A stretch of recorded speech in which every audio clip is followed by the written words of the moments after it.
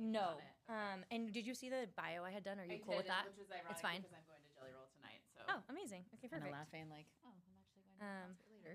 Okay, amazing. Thank you, Morgan. Thank you. Okay, so we should be going, except for it doesn't seem. Which the time is going. I can Where? see 36. Look under the ISO record. Oh, yes. Okay, perfect. All right. Well, I So think we should should be. be good then. And okay, are you ready? Sure, why not? Okay. And I can always post-production edit, but we should be good to go. Oh, we'll see. You might have to do that. And then do you want me to do a last name or just say Heather? You can do last name. I'm And fine with that. you want me to say Watson. Watson, because on your website it says Davis for some stuff in Watson, so I wasn't sure if you wanted it to be like Davis. Okay, Heather Watson. Okay, perfect. Okay. Hello, Red Nail Energy listeners. This is Mikhail. I'm super excited about our episode today. I have Heather Watson with me. Heather is a licensed professional counselor specializing in grief and loss, divorce, recovery, relationship problems, work-related stress, depression, anxiety, performance anxiety, issues related to chronic pain, adolescence, and college and career. She's also a Legree Pilates instructor, avid country concert attender, mother, wife, and most importantly of all, a human. So welcome, Heather. Thank you, Mikhail. I'm so excited to have you here, mostly because I'm nosy. So I love hearing about other people's experiences, and I think that deeper reason behind that is just because it helps me feel more human too. So I'd love for you just to kind of jump in and let our listeners know what got you into becoming a therapist, kind of what that path looked like, and then what caused you to kind of specialize in some of the areas you found yourself in. Okay. It was a long path. It was a messy path.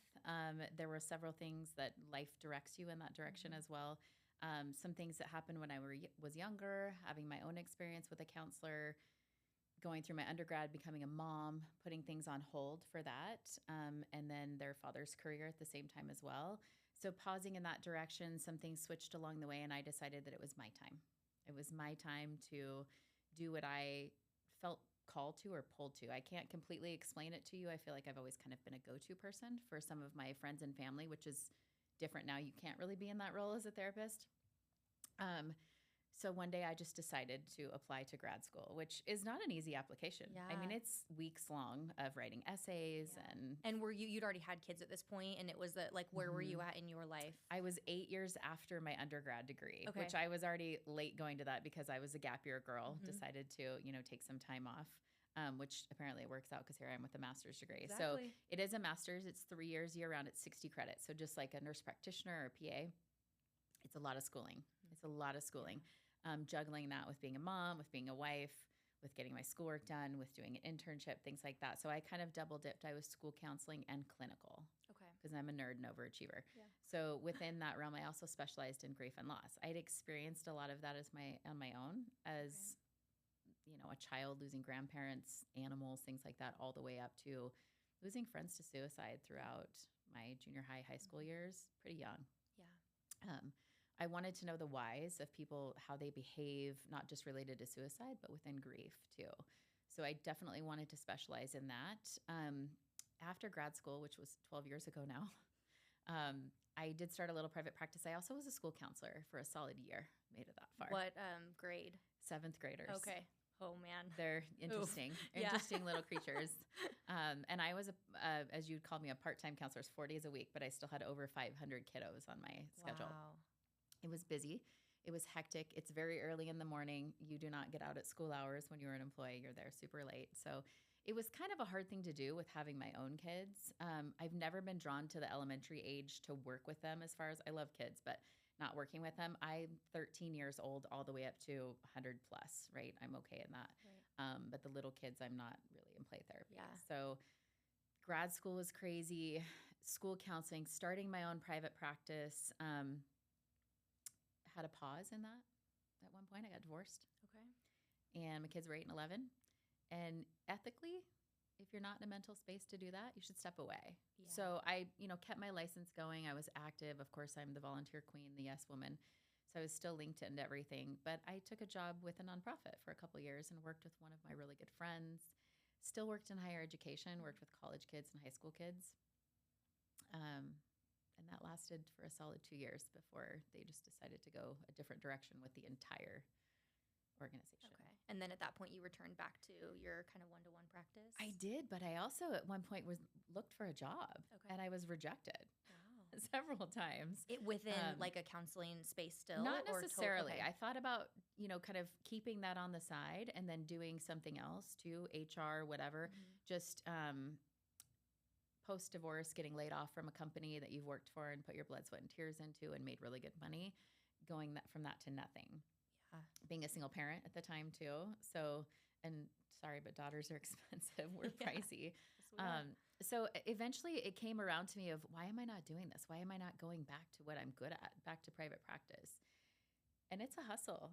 I mean, I had a side gig at the time. I've taught at the Legree studio. I actually waited tables just for cash when I started back in my private practice. Master's degree, I love talking to people. Yeah. It was totally fine. And you're probably doing some counseling with everybody that you interact with, obviously not in the sense of it being charged for Right. that, but you can't help it once you have Right. that lens that you're viewing things through. So probably good practice without even recognizing that you were still staying sharp on those skills.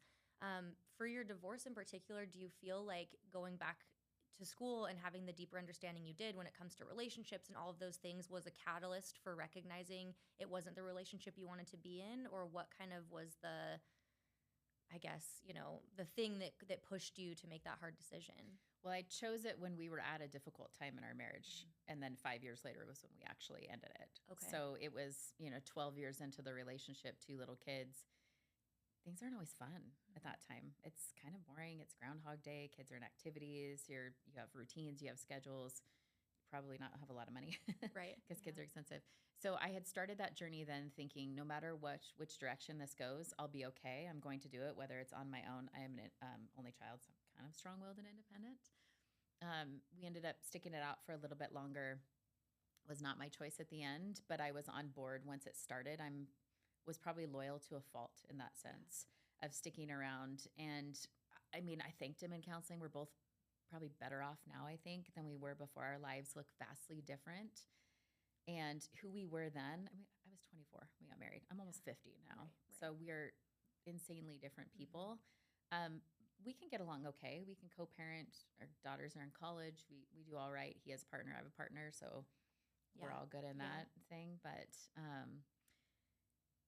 during school was interesting to look at our own relationship and pick that apart a little bit. I didn't always have enough time to do as much as I would like in that area while I was in school, because you're focused on your research or whatever class you have and, how many things of caffeine have I drank today? Right. Yep. Did I eat? What's my Yep. name? In the midst of that, it's intense. So I did my best. I tried.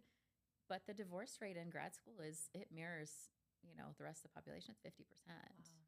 So I don't want to bag on my ex. I don't want to be unkind, but I do feel like my growth was on a rocket ship Absolutely. during grad school and afterwards. And I've continued that and tried to. I try not to stay stagnant. I try not to continue with my old ways or mistakes, even though a lot of times I can see myself doing that. If I had old habits with a different person, it is easy to carry those on to the next. I'm 10 years into my, second life, if you will. So I try not to have those same habits anymore.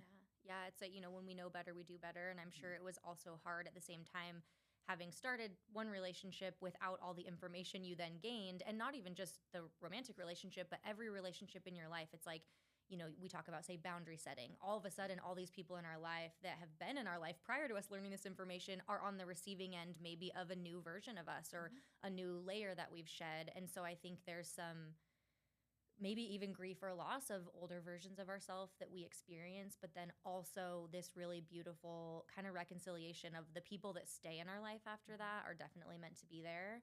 Can you speak a little on that too? Kind of when you're at those crossroads, how you know when it's time maybe to let go or make a change, and maybe when it's time to keep getting into the trenches and working on it.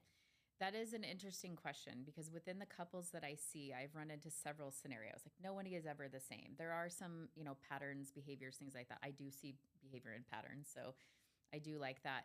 But within those scenarios, there are times when people have just not communicated, grown apart. There's infidelity. And you can come back from those. You can. It's a lot of work regardless. So when I find a couple on my couch in my office, they have a choice to make. They can be done. They can stay. I don't give them the answer. That's not my place to say. I may internally already be thinking, oh my gosh, this is doomed. Or wow, you guys are so amazing. I think you can get through anything. I may not have a clue because I'm only being told like certain aspects of their relationship. I don't know. Within that realm, it's such a tough thing to really just draw all of those lines and parallels and similarities to everybody just because those situations are different. The number one thing I would say that I see, communication.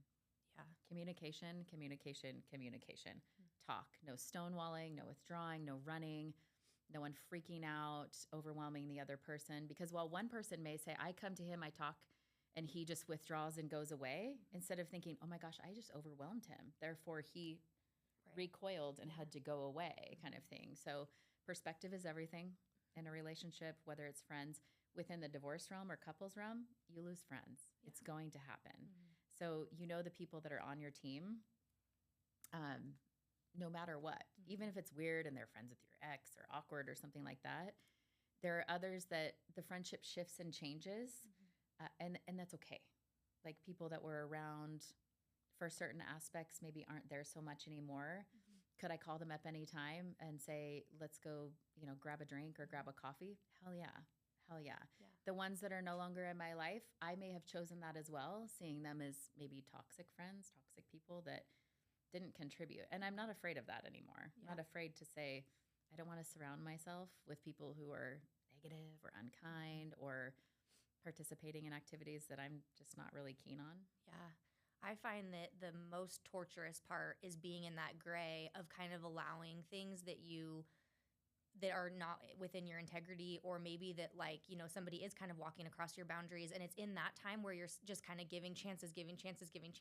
And actually when you set the boundary, which feels like the hardest part, so much freedom and peace is on the other side of that. Yeah. And I look back and realize how many, especially with friendships, because I am a very forgiving person and loyal to a fault, as you said. And I think that comes with being empathetic and being a big feeler. We can kind of give excuses for the people we love, or, oh, it's because of this, or they've been through that. But I'm starting to see things through a different lens and recognize I've been to hell and back. I've been through a lot of stuff, and that doesn't give me a reason that I feel like I can say, well, I can treat whoever, however. And so setting that boundary ends up giving me so much peace on the other side. And I sometimes look back and it's now easier to set those boundaries sooner and just say, like, this isn't something I'm interested in and engaging in, because I know that kind of yucky feeling goes away once you just kind of get to one side of the line or the other. Absolutely. Well, and on that note, when you say making excuses, so there's one big thing that comes in my office frequently. And if you're making an excuse for somebody else, like your partner or a friend and or yourself,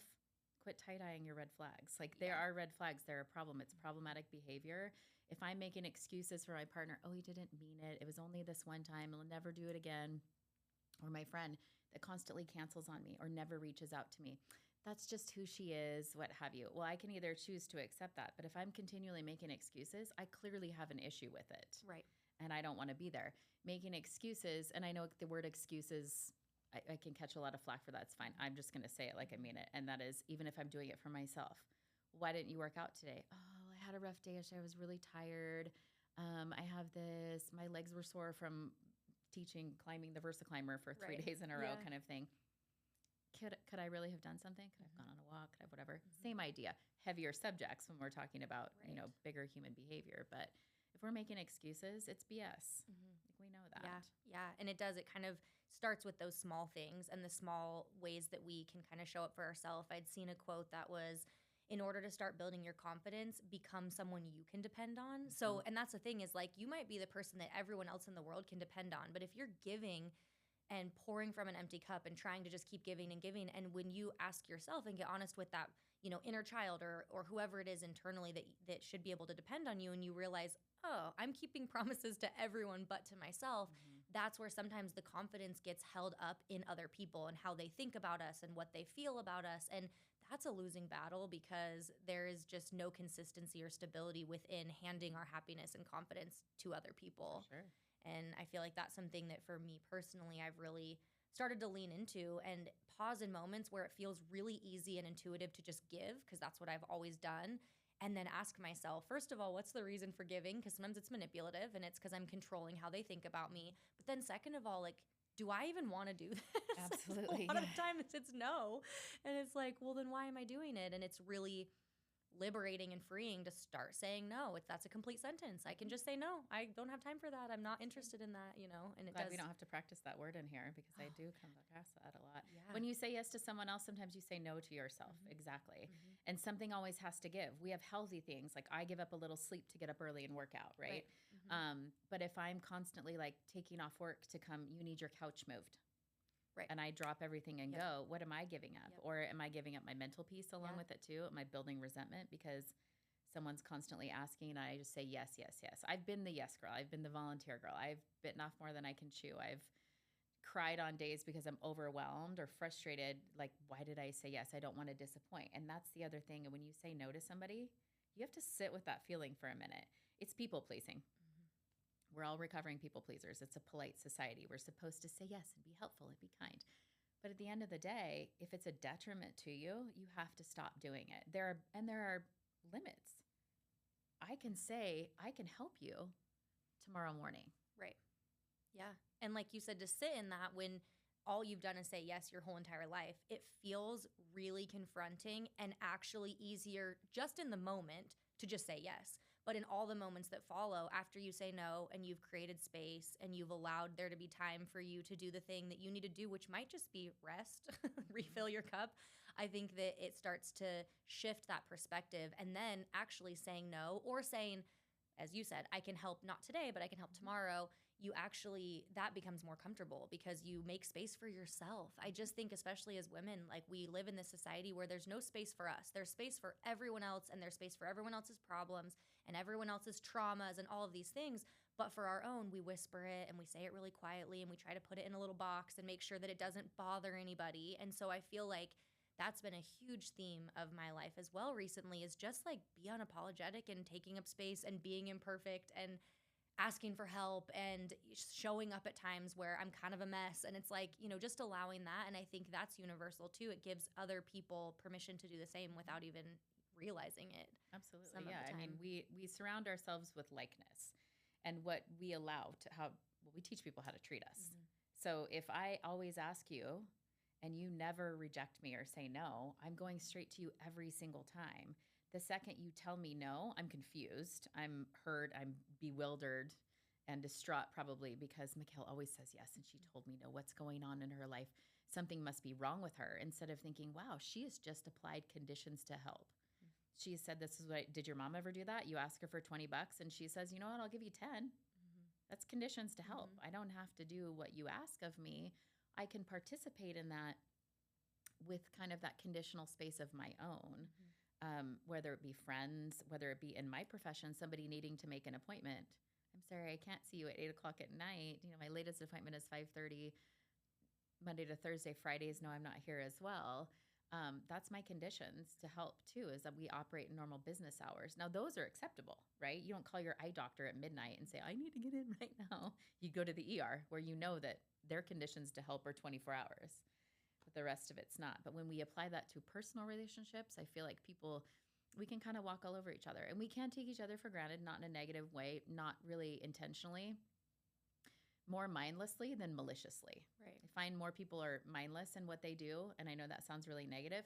We're just so distracted. We have so much going on. We're not intending to be malicious. When somebody's out to hurt you, get you, whatever. Yeah. But the rest of the time, we're just thinking we're in our own world, our own bubble. What do I need to get done? I'm going to ask this person, not thinking, they're overwhelmed as well. Right. They've just had the biggest week of their life, or they've just had somebody pass away or lost their house, or somebody moved, or a kid went to college, whatever it may be. We don't think about that stuff when we're asking. We're operating from our little lens and our little world. And it's, I think, a great reminder of that also other people are only operating from that lens as well. And kind of that, agreement of it's not about you. I think a lot of times it's so easy to take other people's behavior so personal, but when we almost give ourselves the gift of saying their reaction is not even about me, like they, like you said, could be experiencing the heaviest week of their life, and I'm coming in here asking them to come help me move the couch, and so their no, that's a complete sentence, isn't a reflection on how they feel about me. And actually, I think that it's a beautiful thing when somebody trusts you enough to say no and they feel safe enough to say no and to set that boundary. And then, to echo your point, we teach people how they will treat us, especially with how we start by treating ourselves. But I think about the people in my life, and again, especially women that are brave enough to have boundaries, that are brave enough to stand firm in what it is that they need and be willing to have needs. And I have such respect for them. And I recognize that there are people in my life that are the easy phone call. And there may be a closeness or an intimacy of best friends where it's like, hey, this is really annoying, but can you come pick me up off the side of the road? Like, okay, that's going to happen. But I think about the way that by some people's example, it has given me a respect for them. But then it's also allowed me to be like, what would it feel like to just set energetic boundaries or to take that? And it's like leading by example in a way that I think is really remarkable and kind of sets a tone for the relationship. And then in turn, maybe challenges you to change your own behavior sometimes. Mm-hmm. Yeah. I mean, if we're yelling at each other to change your mind, how many times does that really work? Mm-hmm. It doesn't. I hope we've learned that lesson at this point. Can we be open-minded, growth-minded, listen to one another, listen with kindness instead of with judgment, no matter what's being said? In my office, I do not agree with half the things my clients are doing or saying, right? I have teenagers that are partying. I have, not crazy, obviously. I've got adults doing X, Y, and Z. Someone comes in, confesses an affair, does whatever. I don't have to agree with them, but I'm there to help walk them through it. I'm also not there to judge them. Like within my four walls, there is no judgment. It does not exist. I might afterwards go, whoa, that's kind of crazy. I can't believe that person just said that. But in the moment, this is their time, their space. I nurture what their belief is, what's in there. Nothing else of mine comes in that room. My opinion doesn't come in the room. My politics, religion, none of it comes in the room. Mm-hmm. Not a damn thing. Mm-hmm. It's all about them. So allowing them to be there and do that regardless, of what their stance is and not saying, oh, you're wrong. I can't believe you believe that. Or you're wrong in this moment kind of thing. Because how many times do we do that to one another? Yeah. Just in life? Like whatever it may be, cycling is better than Legree or Legree is better than cycling. Right. Yeah. Okay, we're the measuring stick. They're both amazing. Yes, exactly. And I think that's probably been really beautiful to then apply to other aspects of your life or find yourself in your friendships or in your intimate relationship, trying to constantly come back to that space of being judgment free. And it's not something that you just like flip the switch and now it's on or off for the rest of your life. It's a constant practice. And I find myself in that. There's seasons of my life where maybe I'm operating from a little bit of a place of lack. And so then my judgment meter is just turned up so much. And I'm internally, as you said, maybe I'm not in the best space. So I will recognize in those moments, maybe not the best space to integrate into these different communities or conversations where I'm just operating from not my best self. Having this be your job, how do you navigate that? Like when you've either had a bad day or a fight with your husband or a bad night of sleep, to not bring that into the space of your work. And then in turn, people listening can maybe adopt some of those things when they're dealing with their loved ones, and maybe not in a work setting, but just a day-to-day, like how do you bring that best self forward? I'm trained for that. Let's put it that way. So 3 years of training, 60 credits of training, doing all these things where they kind of teach us how to keep things separate. I'm human though. So sometimes things do bleed over. Like if I have a teenager who's being abused or something, that's heavy. It's really heavy. So I can come home and just say like, it's been a day, or, I had 8 clients today. Like my husband will ask, how many clients did you have today? Because he can probably tell, he can read it. Like he's chiropractic and functional medicine. He's an energy reader too. He can sense when that's off. So here's my own personal viewpoint of what I've established. And the word fair is like in my house, it's a joke. We joke the fair comes once a year and there's corn dogs and, funnel cakes. I love that. So there's no such thing as fair, but I feel like it would not be helpful, fair, advantageous for me to bring my personal life, unless it's appropriately related to something where we're telling a story, into the counseling setting to then give to, I don't want to use the word burden, but give to my clients. Conversely, how fair would that be for me to see somebody and bring it home, and then my kids have a great day and I have a garbage day and I'm just a total jerk and whatever because I've now brought that home to them. Mm-hmm. So I get time to process it. I can write things out. I love the voice notes app in my phone. We have a lot of conversations because I'm not talking to myself, right? I'm talking to my device. So I can decompress that way. I think through it. It's also not my stuff to bring home. That is theirs. Whether it's an adult or a child, that's theirs. My stuff is mine. I speak to relevant situations if I need to bring something of mine personally into the counseling setting, but it's not going to be like my deep, dark secrets or my sex life or, anything like that. That's 1,000% inappropriate, right? There's boundaries that exist. But in that sense of, you've worked in a place before where someone just, they live with this guy or girl and they're horrible and you hear about it every day. That's all you hear about it. And you're like, oh my gosh. And then your mindset becomes negative too. Right. And it's awful. And there's no separation in that sense too. Those people rarely ask you how your day is either. But then you go home feeling like crap because you've been surrounded by negative, and then that affects your relationship. So Right. everything has a ripple effect on one another. It's a matter of we can kind of prevent that from creeping in big. If I use my words basically. If I come home and I say, it's been a day, being an only child too, I will go hibernate in a room with play solitaire, watch TV, do whatever kind of thing. I will remove myself if I need to take like that personal space time out. I don't really get mental health days at my office. It doesn't work like that. So if something is really big, I will reschedule if it's too heavy. Or I'll lighten my load. Last week was crazy for me. I had a kid leave for college. I had to go to court. Ugh, not my favorite place to go. And then my son-in-law deployed Oh my goodness. for a year. Yeah. So it was kind of a big week. It was heavy. Like I look at this bedroom and I'm like, oh, I miss the messy floor kind of thing. And then the next day is something else. The next day is something else. And by Friday, I'm like, what just happened?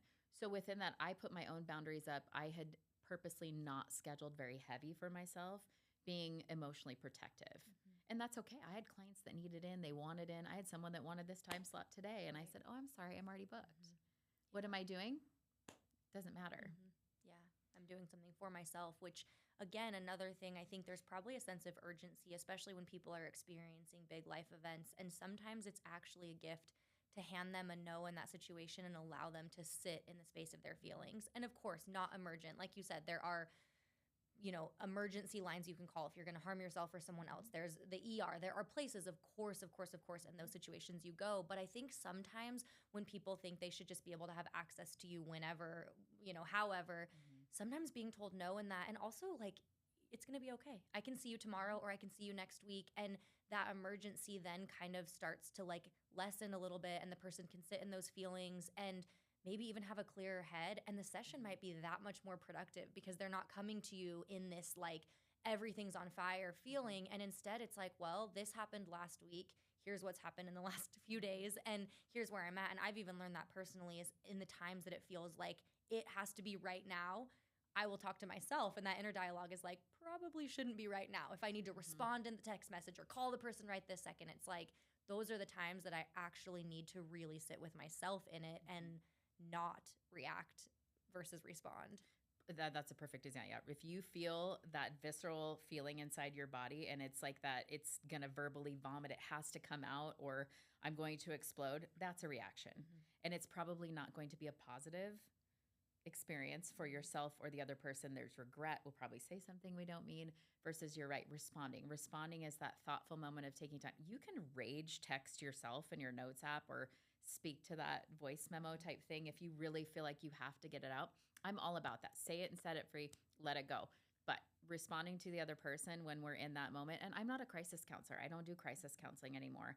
I've been on the suicide hotline. I've done all those things. I've not going to say did my time, but I'm in a different place in life where I'm, not going to be at midnight sitting there waiting for a phone call. The last time I logged on was 9/11. That was a stressful day. That was kind of my final day. And then having kids, right?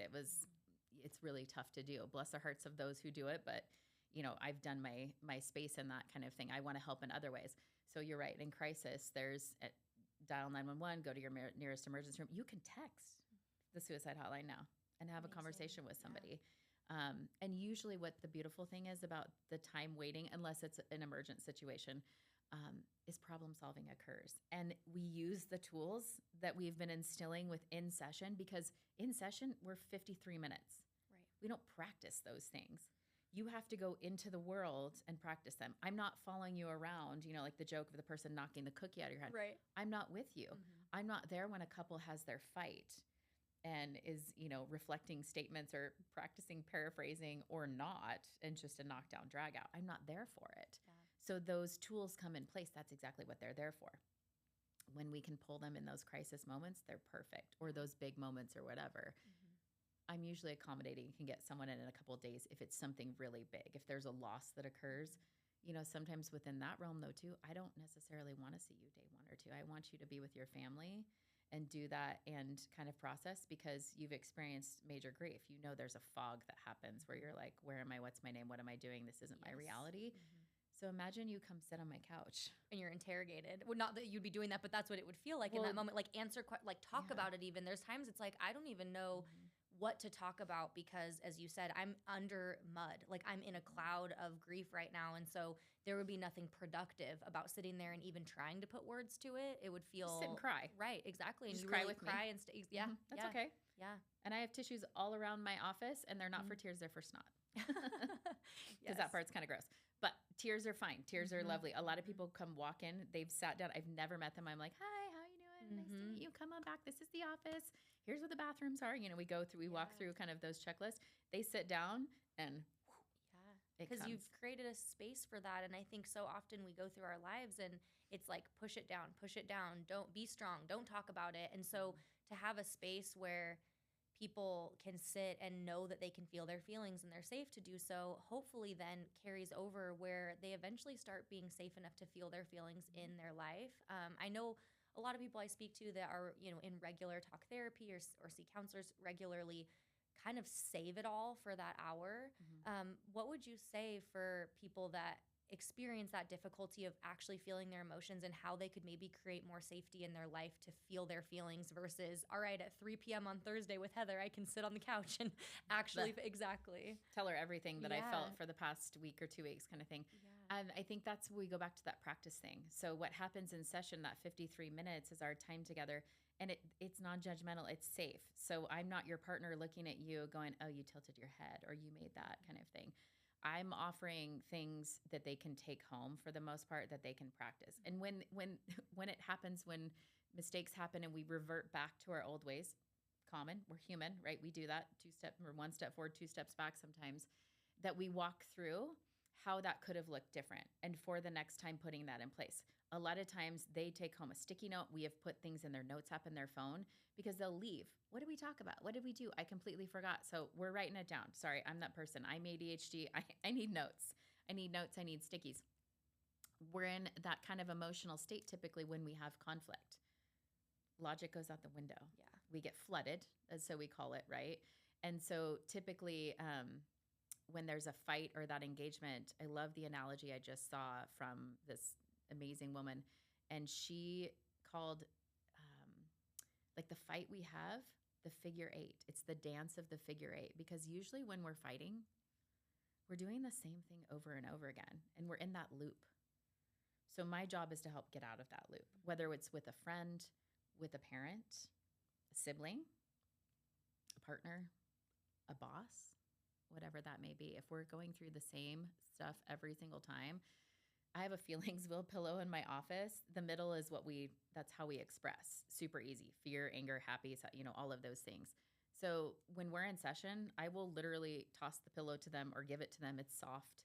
And then say, take a look at it. Tell me what what was going on in that moment. So you just told me this, you were pissed off, but what was really going on? Because what I hear is something different. So like point to it, literally just point and shoot kind of thing, until they get more comfortable saying, well, I was really mad. Well, actually I was really disappointed and I was frustrated, and that really looks like anger. And then, we get those small wins, but it's a teaching thing, because we're not always, I'm not going to single out the dudes, but men are, not really, they know anger, we know happy, we know all those things, but to really go deep down and say, well, they have feelings too. And it's okay to have feelings. We all have them. If we stuff them, we don't express them, we build resentment. We can get, what stress does to the body, stomach aches, headaches. We feel like we have every single disease under the sun kind of thing. I can't move, I can't think, I can't work, I'm just tired all the time, which could be just an underlying thing of a stressor type thing. I have one little thing where they write down how they're feeling. Like they're fearful to feel vulnerable and say, I felt like you were flirting with this guy and that made me feel less than. Like, especially for a man, that's probably not always the easiest thing to say. So with a couple clients, they write it down first, and then they can hand it to their partner, and then they can process it. So it's already come out of their head.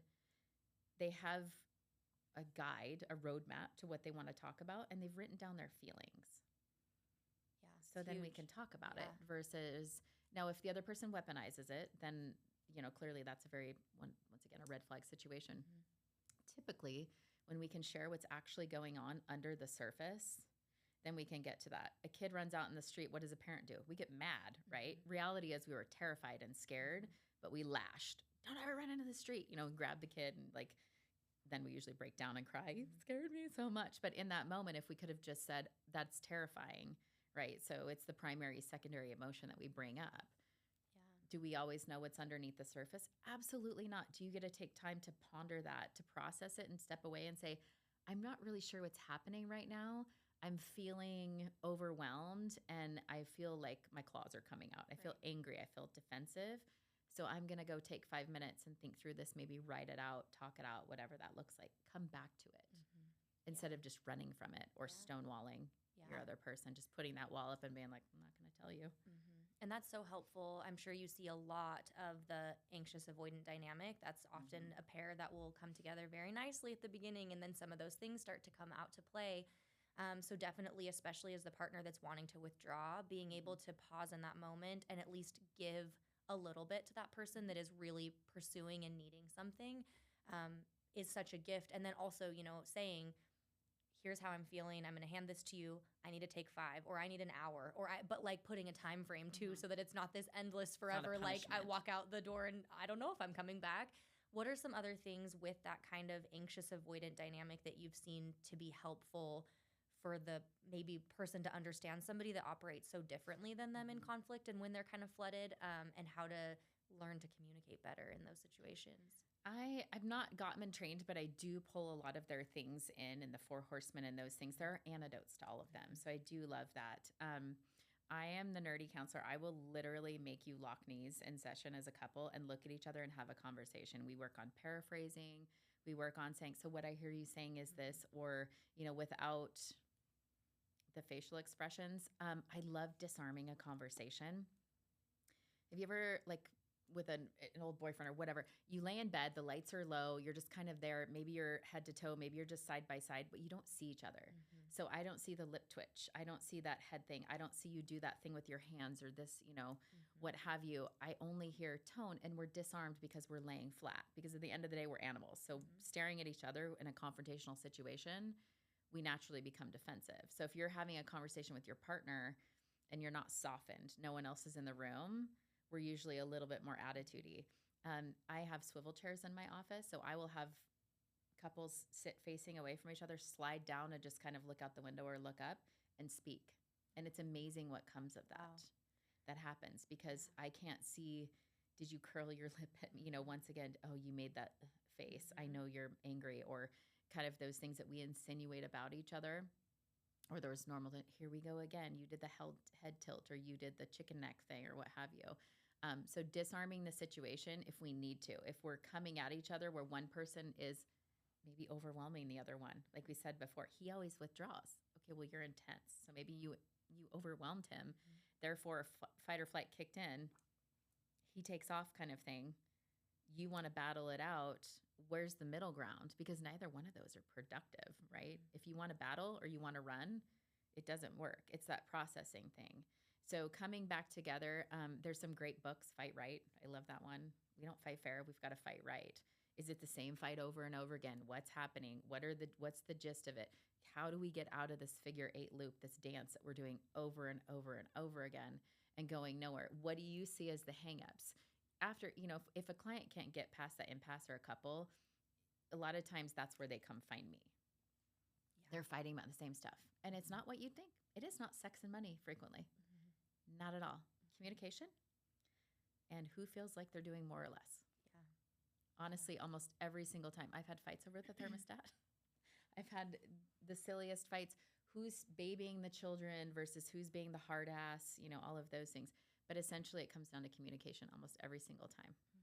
Yeah, and then the root of that is often the absence of it, in a sense of, I don't feel seen, I don't feel heard. And so with that, it's difficult to then not want to just withdraw or start having some of those kind of resentful, yucky behaviors start to come into play, and expect the other person to just read our mind and know that this is what we might need in this moment. But as unsexy as it sounds to actually just tell somebody what you want, I think how sexy and romantic and amazing that you could tell someone what you want and they listen to you and do it. To me, I think it actually is the most beautiful part of a relationship is being willing to have needs and have somebody that's willing to try to meet that need versus I'm just going to run around and hope you read my mind and that we can somehow have a conversation in our heads that gets us out of this figure eight. And it's like, starting to practice some of those things, I'm sure makes a world of difference. And it's not about the dishes. It's not about the whatever the thing is that they're having that same fight about. It's something so much deeper that I'm sure you're helping them kind of start to uncover. It's value, it's power, it's,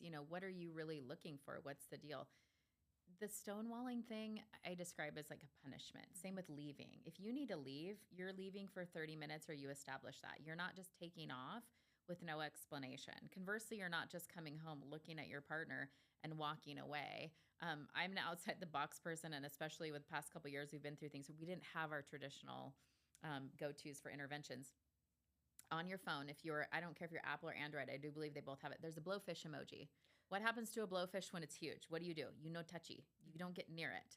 So let's say I have a horrible day at work and I'm coming home and I walk through the door, or conversely, what's the first person what does the other person think of instantly? What did I do?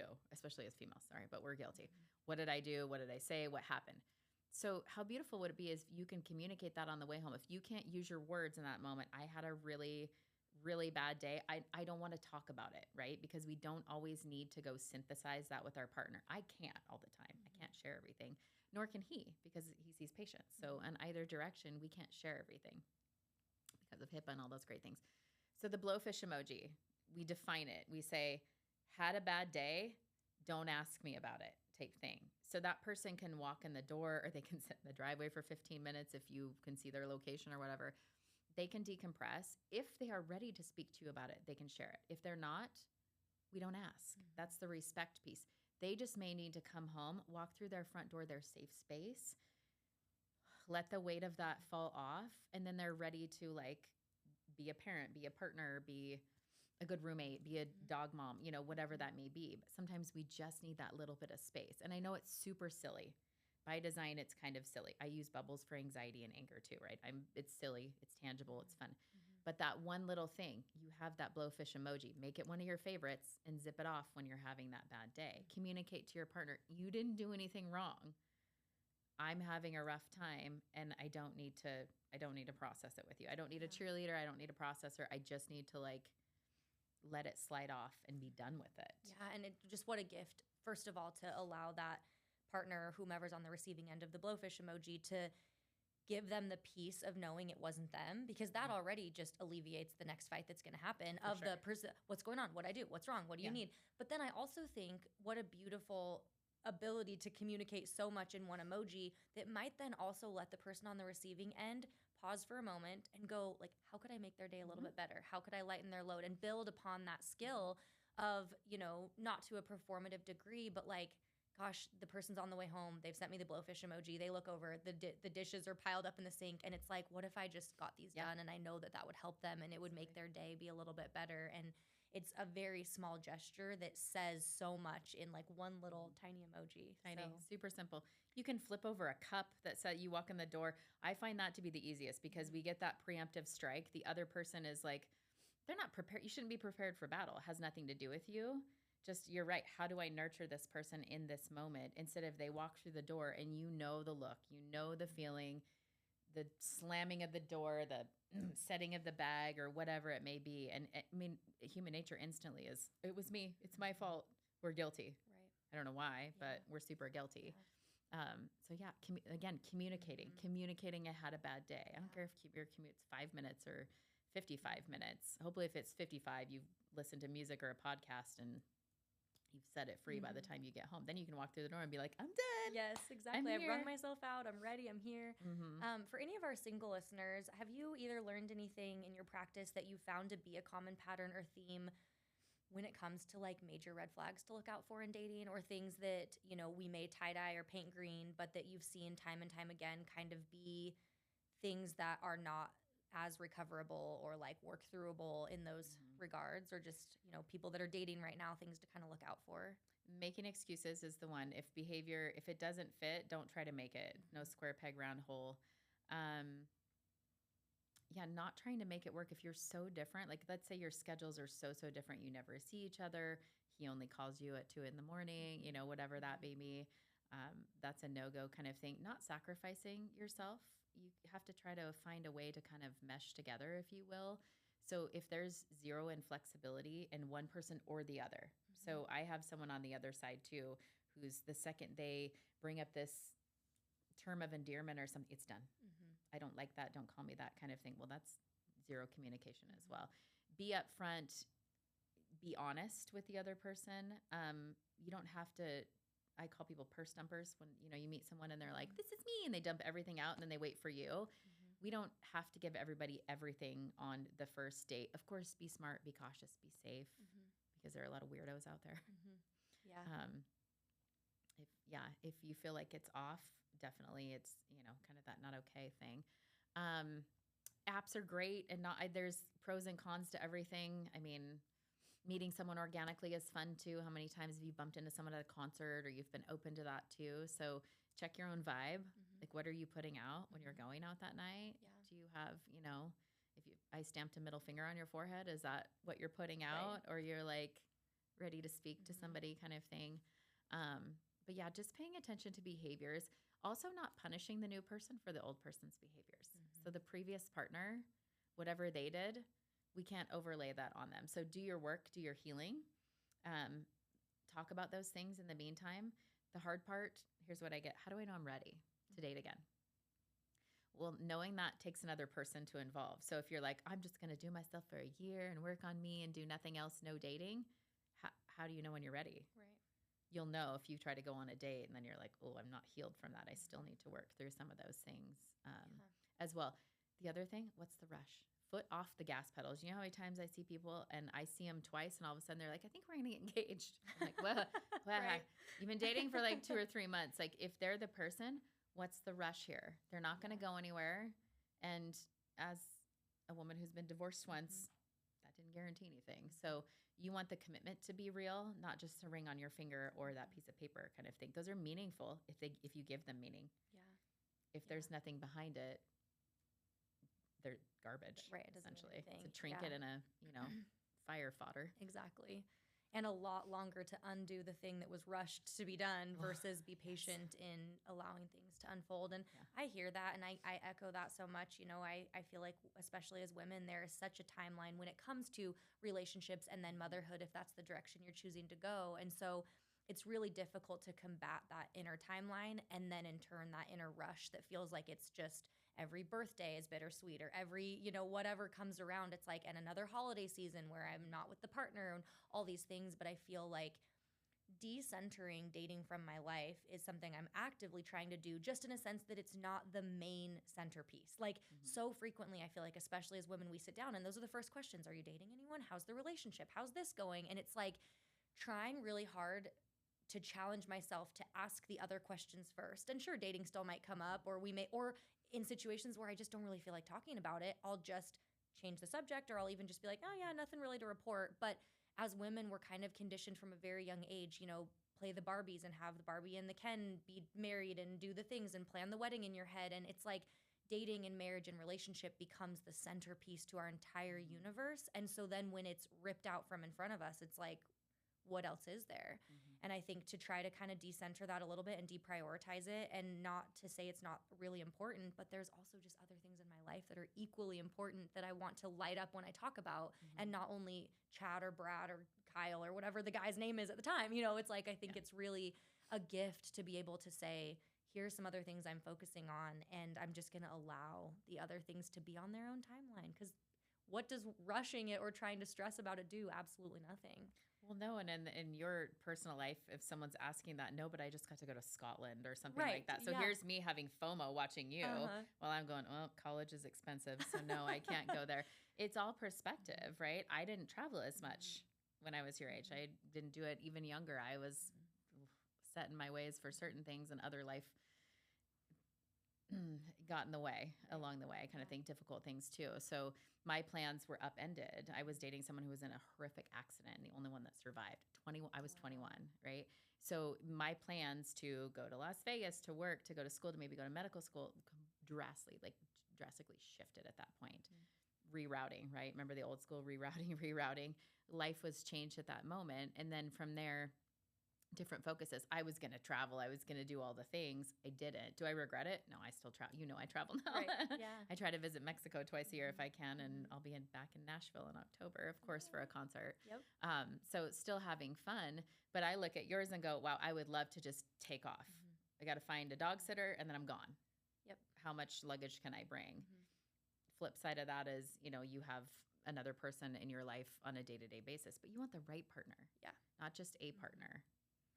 Yeah, that's been huge for me lately, and something that I feel like it's really come into focus on is there are a lot of things I would rather do alone, and I use that word meaning without partnership. I'm never alone. I have an incredible support system, but I would rather be alone than be with somebody that makes me feel like I'm alone or wish I was alone. And I think that's a common theme I see in a lot of relationships that are just kind of white knuckling it to the finish line, whatever that looks like, whether it's till the kids are out of the house or till you've made it through this financial struggle or whatever it is. And so there's a lot of moments where there's a space in my life I've created for the right person, but that space being filled with the wrong person feels so much more painful than just having the space be there. And I think that it's still a daily conversation I have with myself and self-talk, and there is a lot of pressure or what's wrong with her, or the amount of people that are like, how has someone not snatched you up yet, or there must be something whatever. And it's interesting because they're being said in maybe a nice way or with the right intentions, but I think that again it's like, yeah, but there's like so much more to me than just who I'm with. That should be the least interesting thing about my life. And so I really do try to create a life where I have a lot of things that I'm super proud of and excited to come home to and that really fill my cup. And I think one of my biggest universal lessons has been to learn to find total wholeness on my own before adding partnership to my life. And so on those lonely days, it's like, all right, well, how can I be the love of my life and date myself and, do the things to make the happily ever after, regardless of if a person fills this space or not. Well, they've got, big shoes to fill to be your partner. Like they have to really live up to some high expectations and love your dog too. Yes, of course.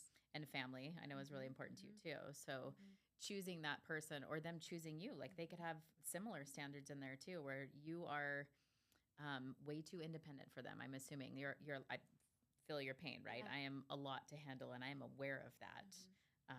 My husband knew that when he married me. The strong, independent, like only child, sassy pants. I can fit the bill for anything you need. I can be kind. I can be loving. I can be sassy as hell. I'm very adaptable to situations. I try not to be rigid in things. That's taken time to learn. And finding balance. One of the first things he asked me when we first started dating is, are you balanced? And I was like, oh, damn, that's a loaded question. You're like, are I any was of us? not. Yeah. I was not at the time at all. I was coming from a divorce. I had lost like 40 pounds. I was living in a new space. I was, single mominate, trying to figure it out, trying to balance career, doing all those things. I was not balanced. I was not balanced whatsoever. So I was like, no, are you?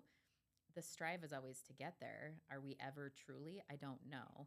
But to try not to be all or nothing, black or white, diving into just career, ignoring family, all of those things. Our goal is to find that middle ground. So for you and a partner, and for you personally, right? You've probably kind of teetered and tottered. You've poured yourself into your career and another career, and changed along the way, or maybe you've poured yourself into a partner, or into a hobby or something else. Versus saying, how does my wellness wheel, does it roll? Is it flat? Is it like a blown out tire? I want it to be whole. I want to find that. And in turn, you want to find a partner that mirrors that has all of those qualities too, not sacrificing, well, they don't really work out, when I know that's huge for you. Right. So I doubt that would be. Some of those major kind of life focal points or kind of pillars and values have to be there in ways, and also okay to have your own hobbies and your own things you like to do separately. But I do think there are some very foundational things that oftentimes when people just jump into the marriage and the kids, when the kids are grown up, they realize they have nothing in common with the person they're with. And so for me, it is very important that I am able to maintain my own identity, but that there's somebody I like. I think a lot of people stay in marriages because there's love there, but they don't like the person. And it's like very important for me to love them and like them and say, this is somebody that, intimate relationship aside, I would choose to be their friend. I like them. I like spending time with them. And So some of that kind of spark and, it needing to be this can't eat, can't sleep, reach for the stars feeling is starting to subdue a little bit because I recognize I want that stability and that safety and that person that is truly my friend first. And then we build upon that versus it just being like, okay, I want to jump their bones when I first meet them, but would I ever hang out with them in the daylight? No, because I don't like them. Yeah. So I think that's a tough lesson to learn sometimes, but has served me in knowing it's been this long and I haven't settled, so I'm definitely not going to settle moving forward, and that means really being honest with what I'm looking for. And Yeah, and you want someone that you can rely on and they can rely on you, because being together after a while, like, it's fun in the beginning and it's wild and it's exciting and there's that chemistry is explosive kind of thing. But we also want compatibility, and we want all of it too. We go on vacation to get that again, right? We leave town to reconnect, to get rid of, I have to do laundry and mop the floors and go to work kind of thing. That's where we can regain some chemistry in there too, because let's be real, doing life with somebody, the day-to-day stuff, who's cooking dinner, who took the trash out, did you scoop the dog poop? It's not very exciting. It's not very glamorous. I don't know about you, but I don't have a staff that does that for me. So wanting that partner, when the worst thing in the world happens to you, are they there for you? Right. Or they're like, what's wrong with you? It's been a month. Are you over it yet? Kind of thing. Or too busy to answer the phone, or you find yourself reaching out to other people in your life, which it's beautiful to have a support system, but that's exactly it. I'm like, somebody doesn't fit in my life unless they're adding value in some way, and I can depend on them and I can reach for them in those not so glamorous moments. It's really easy to be, on The Bachelor and you're on taking a helicopter to all your dates. Like, that's very glamorous. You could probably fall in love with anybody in that setting, but are you still in love with them when they forgot the milk at the grocery store? Are you still in love with them when they left the clothes in the washing machine? And, these things that are the not so glamorous sides of life, but that I think true partnership finds grace in and humor in and ability to still, love and lean into. And in turn, you get to be imperfect then too, when you accept that they're imperfect. And I think that's a really big gift as well, to kind of create that space between both of you. Well, on that note, there is a whole thing within counseling. It's an Adlerian thing that's having the courage to be imperfect. And that can be in a relationship, that can be personally, because, well, number one, what's your definition of perfect? Right. And number two, what does that mean? What does that look like? Is it attainable? No, I don't think it is. I can't find perfection, maybe in the sunrise and the sunset. That's the only thing I can find perfection in, because I've never really seen a bad one before. Right. But aside from that, reality is it does take courage to be imperfect, to not be on all of the time, whether that's with a partner. You screw up at work sometimes. I fumble my words. You've seen me at the Legree studio. Sometimes I tell the dumbest joke that goes nowhere, or I'm like right, left, right. I don't know which side I'm at. Am I going to run out of the studio crying? No, I messed up. I'm human. I'm showing you my human side too. So if I'm perfect all the time. Not saying you can't have a perfectionist complex, but if you're on all the time or you're trying, you're going to fail constantly, all the time. And then what happens with that? How do I be perfect? What do I do? I'm not skinny enough, pretty enough. I'm not rich enough. Don't have enough kids, not big enough house. Like, what's my car? Where does it end? Kind of thing. Instead of going, are you satisfied with where have you grown? Is this version of you from a year ago completely different than who you are now? That's always striving. The second you think you're the smartest person in the room, you're actually the dumbest. Sorry, but then that's not a nice word. But always be learning, always be growing. As a partnership, if you're with somebody solo, there's a you, me, and we in there too. Right. You have your own thing. I have my own thing. We do us together. We make it work in that sense too. But there's growth. There's learning. There's a new hobby, a new sport, something you're willing to try. You're not fearful because I'm not very athletic and I might be bad at it. Yeah. No, go try it. Yeah. And if you're not brave enough to be imperfect, are you actually ever known or seen by anyone? And I think that's something that is really confronting, because it feels really good to be seen as the most shiny version of myself. And there are a lot of people in this world that think that is who I am. And that is also sometimes feels like an irresponsible execution on my end, when people are like, you just have it all together and this and that. And I'm like, well, you didn't see me last night. I sure didn't have it all together then. But I think there's a side of it too that is almost my own accountability in saying, am I brave enough? Can I show up imperfectly? Can I just be who I really am? Can I say the thing that I actually want to say in that moment versus being the person that everyone needs me to be? And that's a work in progress. That's something that is still I'm, learning, because I feel, because of my intuitiveness and empathy, like I kind of can be anyone's ideal partner, but it's not really who I am. Like I'm able to be that chameleon or put the mask on if I need to. And what that feels like is extreme loneliness in that partnership because I'm not seen. I'm not ever allowed to be imperfect or to show up differently than who we've decided I'm going to be in this relationship. And that's been a big challenge that I try really hard. Like, what do I actually want? Who actually am I? Can I get to know the person behind all of the facade or the perfection or whatever? And then, like, what does she want and who does she want to be with? And can she be seen by people? Which is easier said than done, but the awareness to it, I think, is kind of the biggest. Well, today for thing. me is a courage to be imperfect day because this is outside of my comfort zone. However, my trust for you is huge, and partially because you trusted me in a time that was a crazy time in your life. A perfect stranger walked through your door, right? And then from then on, it's history. But I have trust in you. Did I expect myself to stumble over words to say that? Oh, yeah, hell yeah, for sure. I was trying not to throw out the F-bomb as many times as I normally That's allowed here. That was my Say it one if you thing. want Like, to. ooh, am I supposed to say that or not, right? I'm censoring myself as though I'm speaking to my teenage clients. Just kidding. They cuss more than me. Yes. But I knew that was going to be something. I encourage people to get out of their comfort zone. This is outside of mine. I know, sitting one-on-one, great. But now we had a microphone. Now we had a camera. Right. Ooh, we had all of these things, right? I just rolled out of work kind of thing, like throw on some lipstick, here I am. My studio persona is different, right? I put on a microphone. I'm the boss. I'm there to tell you what to do. That's a completely different thing. That was outside of my comfort zone when I started that as well. I've adapted and acclimated. Will you catch me on stage speaking publicly? Oh, hell no. Hell no. It's a very rare occurrence. And I usually have a co-presenter.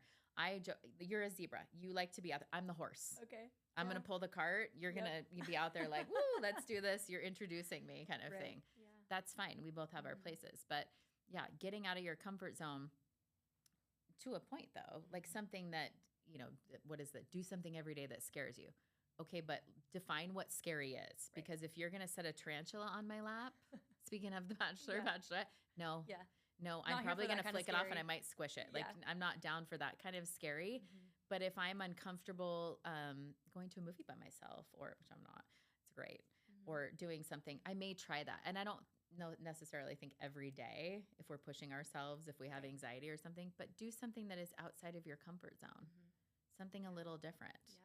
Are you always dressed to the nines? You don't have to look homeless that day, but like, But what would it feel like to just show up again, less perfect than whatever your version of perfect is? Oh, And for what sure. would it feel like to be playful, to let that inner child come out, to be bad at something, to go try something for the first time? And as adults, we do often stick to what we know and like the things that feel the most safe and comfortable and that we know we can thrive at. But it feels so good to just let that inner child out and go be silly and do something and look ridiculous. And of course, choose our environment and the people we're doing that with and that don't make us feel stupid for looking silly. But I think that it really is a huge gift to kind of pause in the day that feels like Groundhog's Day and just say, like, what could I do today that is just even a little bit different, and allow myself to get out of that comfort zone. And it always surprises me in a good way when I do that. And I leave and I'm like, gosh, I'm so glad I did that. And to think for however many times the thought has come into my mind, I've been like, no, I'll just avoid it, So. And why are you avoiding? Yeah, what is it? What is it that's scary? Is it, truly scary? Is it a phobia? Is it you have anxiety of whatever? Is it a dangerous situation versus like, it's just it's not in my comfort bubble. Yeah. It's not where I go, I never go here for dinner because I always go here or whatever that may be, like doing the same thing over and over and over again. Some people love that too. Like they're very routine and they love it. But there's got to be some time when we shake it up a little bit and get outside of that. Because if you're doing that too, when you find a partner and you invite them to do something like, let's say you meet someone that's never been hiking. Whoa. And you're like, let's go. Yeah. Let's go. It's going to be an adventure, but let's go kind of thing. And they're like, okay, I'm game versus, oh, I don't know. It sounds really scary. Are there bears? Yeah, probably. Is it cold and mosquitoes? Yeah, that too. Did it snow? Sure thing. Sure did, yeah. Will I fall down? Maybe. I don't know. But you want kind of that person that's like, or Willing, maybe needs yeah. information. Can you tell me a little bit more about it before I say yes? I'm a kind of a nerdy person sometimes, and I even ask you, I don't say yes without details. Right. And that's To a lot okay. of things. Yeah. I'm just an inquisitive, nosy person where I want to know. If you're asking me to speak at a conference or doing something or participate in this, give me the Give me a details. little more. Because Yeah. I don't want to say yes and then probably have to bail and say no because time or, my comfort level, whatever it may Right. be Yeah. kind of thing Yeah. that goes on in there. So Yeah. yeah, I'm nosy too. I'm okay with it. I do want to kind of circle back because I was going to ask you about this. So to kind of give listeners a little glimpse into how we did meet. You and my mom are friends, and I called a wedding off 7 days before it was supposed to happen. More on that in another episode.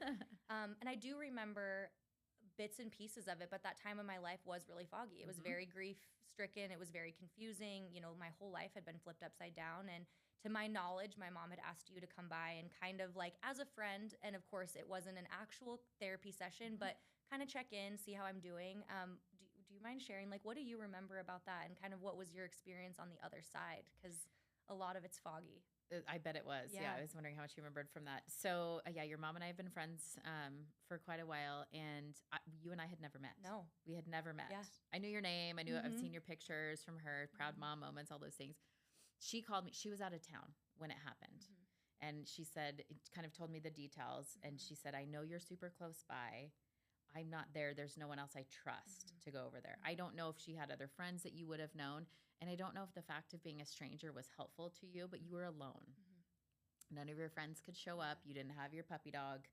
So it was just you in the house, kind of hanging out there. And she's like, here's her address. Can you go over there? And I asked, is she comfortable? Does she know I'm coming? Like, is she going to, meet me at the door? Like, who are you? Strange woman. From my recollection, I showed up, knocked on the door, and I was like, hi, I'm Heather, whatever. And you were like, I think you hugged me and said, come in. Yeah.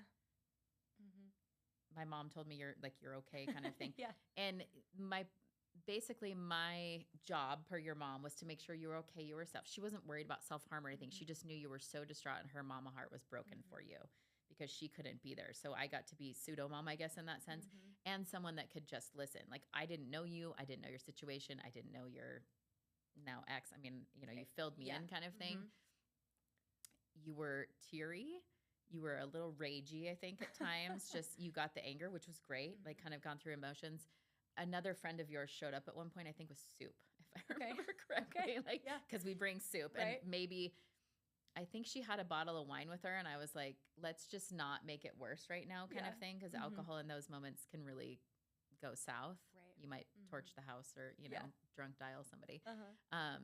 So at that point, I think I looked, had to, I think, excuse myself at the restroom, chatted with a friend and said, she's good, we've whatever. Yeah. And then I exited and probably never saw you again for years. A couple years at that point, I bet you. So thank you for trusting me in that moment and allowing me to come in. That was really big. That was a totally different situation that I'd ever been in, but I get it.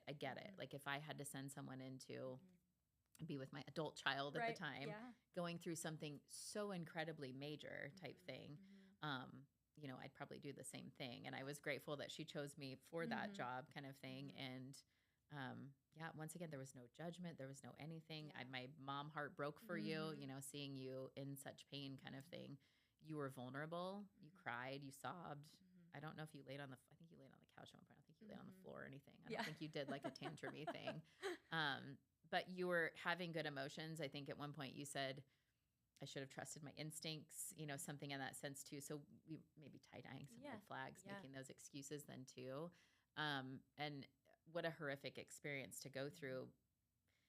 In my world, at some point in time, we learn from that, we grow from that. And obviously you've completely blossomed into like the most beautiful thing that's ever been from that experience. So you walked through the fire to come out on the other side, to rise like a phoenix, right? To kick some ass, and that dumbass that lost out on, a lifetime with you.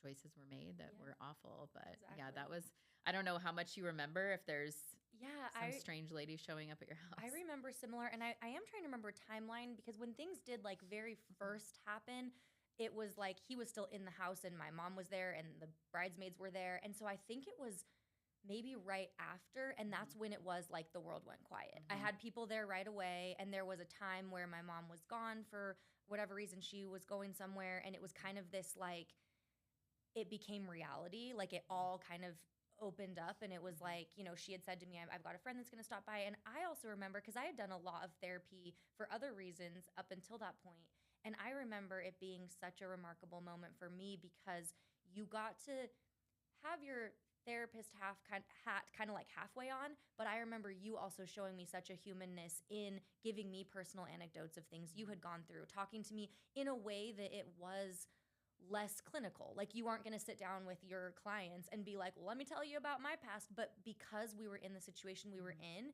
we almost both got to be what we needed to be in that moment. And it let me see you as a human who has made her living as a counselor and being able to share such wealth and knowledge in all of these ways.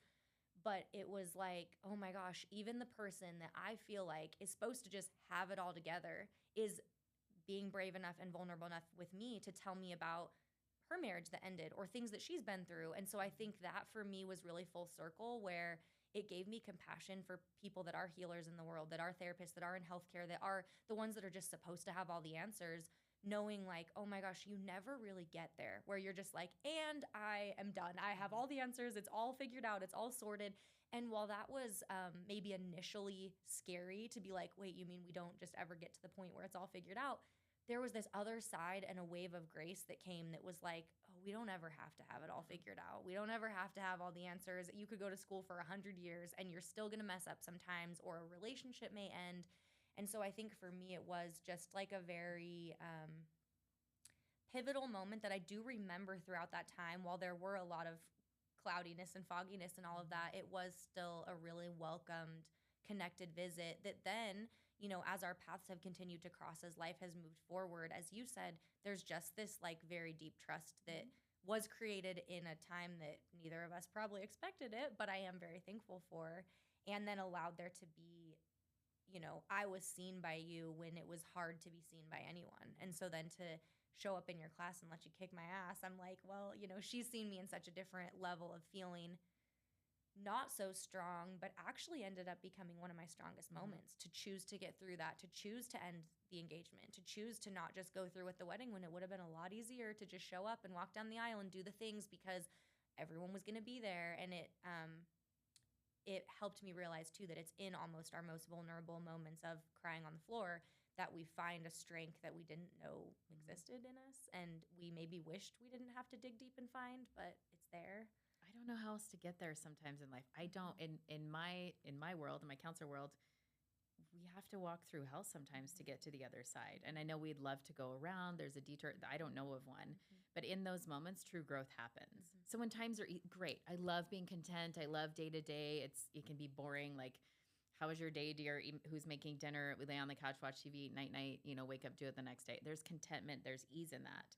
But when we are squeezed, we have to become diamonds in that sense. I mean, you do have a choice.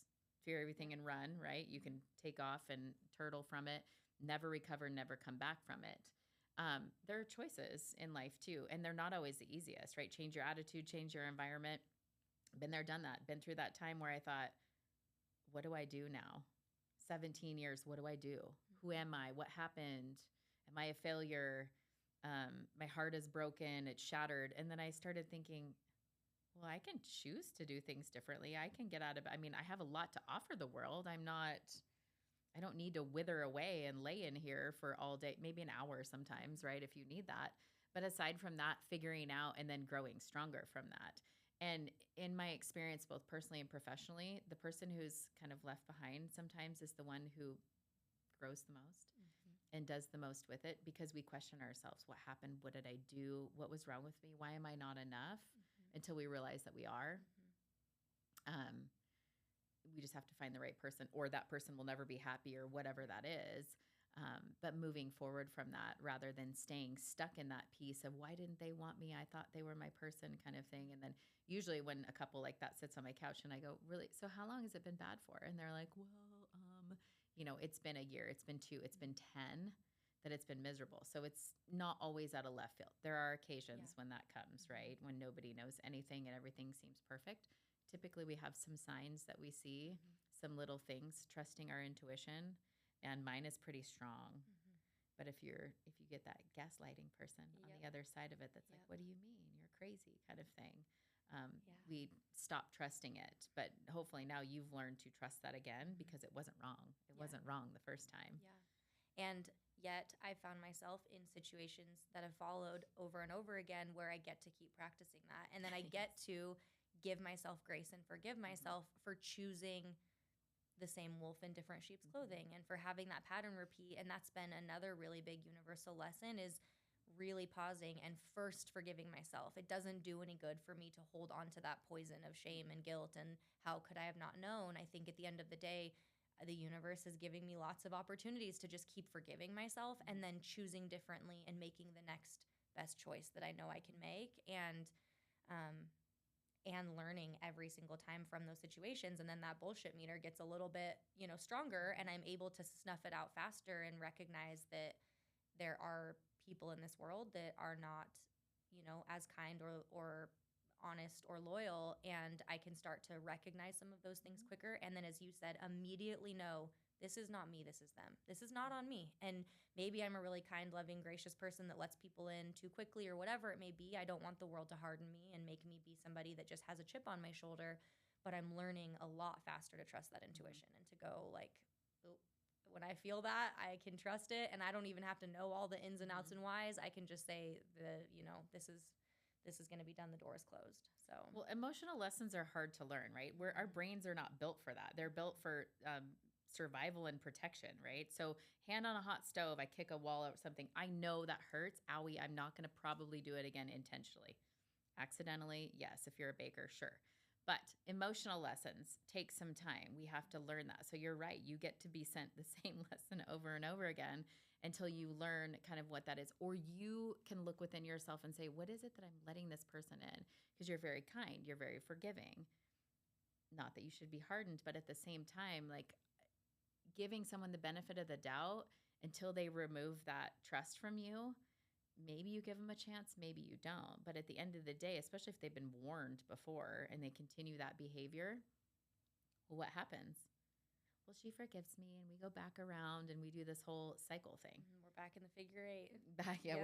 We're doing that dance, and it's not a pretty dance. It's a really like horrific dance, and nobody looks good doing it. So it's, going back to your foundation, trusting yourself, trying not to second guess, also pulling that don't punish the new person for the old person's behavior.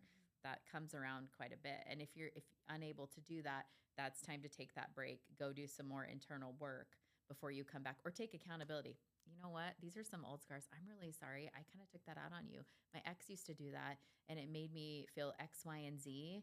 And this was my old response. I would like to develop and talk through it. Especially, well, I'm sorry, but if you know that person's not going to be your forever partner, you're practicing communication with every single person you're meeting and dating.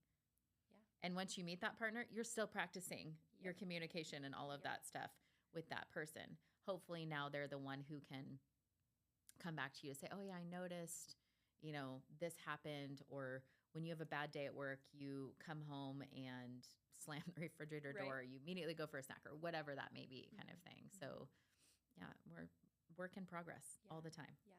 All the time. All the time. Every single day. Oh, but it feels good to know that it's like you can forgive yourself and release the need to think that you're ever going to figure it out, because we just aren't. And that's the human experience, and that's the beauty of it all. And I think is a really important thing to just try to release to, because otherwise, we make ourselves crazy trying to figure it all out. Okay, what is your personal version of Red Nail energy? The thing that just makes you feel like you're the most confident, or could walk into any room or look anyone in the eye? Like, what is that for you? Ooh, I don't know if I have one thing, to be honest with you. Yeah. I'm not the expert in my field. I'm not the be all and say all. When someone thanks me at the end of a session or says you've been an integral part in my change, I think that's probably one thing, because we get small wins. It's not a daily thing that happens, and it's kind of that slow thing. I want to help them help themselves. I'm Siri. I'm your navigator. Right. You got to drive the car. So when they say you've been, when they tell me I've done this and I've made these changes and you were helpful, you were a part of it, kind of thing, that compliment kind of extends pretty deep for me. That's one of the biggest things where I've helped them to make some changes. As a Legree instructor, being on there, having done it for a long time, I joke about myself being like bitchy. I'm a nag. I'm a perfectionist kind of thing. I'm not really. I just want to see you. I want to see you succeed. So I think in everything, whether it's in there, whether it's seeing my kids, I'm a bird releaser now, an empty nester, if you will, seeing them go be successful and apply things that I've taught them, like all of those things in general, I think it warms my heart. I didn't do anything. I just helped someone do it for themselves. Yeah, it's amazing. It's like your little fingerprints are there because you helped them Mhm. recognize they could do it. And at the same time, witnessing somebody you care for making the hard change is Mhm. probably such a remarkable thing that you get to witness on a very consistent basis with your Mhm. job. So Mhm. that's beautiful. Well, before we close out, is there anything else that comes to mind that you'd like to leave listeners with? A quote, a piece of advice, something that you use frequently? Oh man, I have so many. That's the hardest part.